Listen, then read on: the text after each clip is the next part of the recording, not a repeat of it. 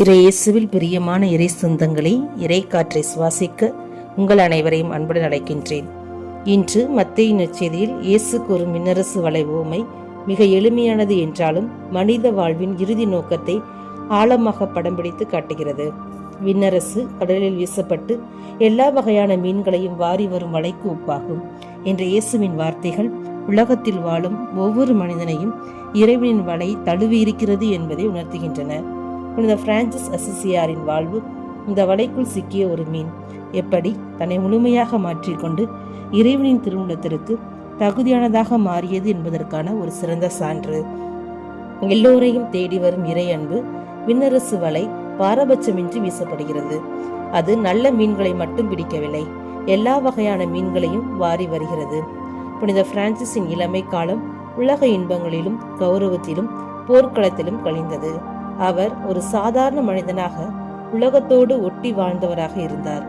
இறைவனின் வலை அவரை தேடி வந்தபோது அவர் புனிதராக இருக்கவில்லை, மாறாக இறைவனின் அருள் தேவைப்பட்ட ஒரு சாதாரண மனிதராகவே இருந்தார். கடல் என்பது இந்த உலகம் என்றால் வலை இறைவனின் அழைப்பு. அந்த வலை நம்மை தேடி வரும்போது நாம் எத்தகைய நிலையில் இருந்தாலும் இறைவன் நம்மை தனது கரங்களுக்குள் கொண்டு வருகிறார்.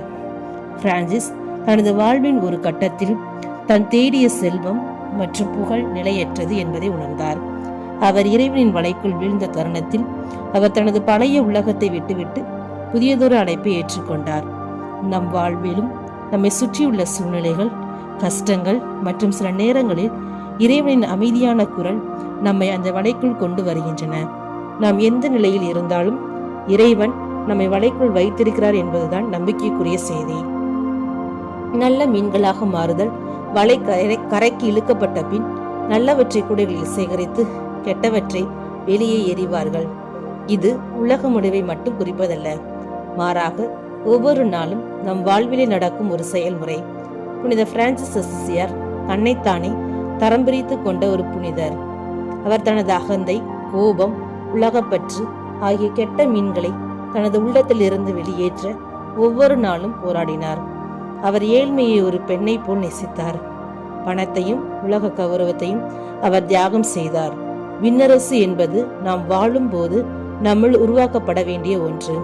வலைக்குள் இருப்பவர்கள் அனைவரும் தூய்மையானவர்கள் அல்ல, ஆனால் வலைக்குள் இருப்பவர்கள் புனிதமடைவதற்கான வாய்ப்பை பெற்றிருக்கிறார்கள்.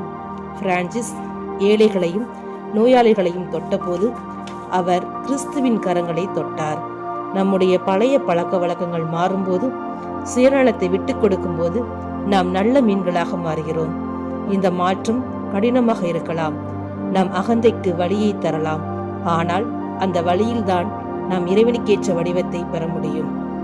புனித பிரான்சிஸ் அசிசியார் இறைவனின் வலைக்குள் சிக்கிய ஒரு மீன், பின்னர் அதே வலை மூலம் பலரை கவர்ந்த ஒரு தூண்டிலாக மாறினார்.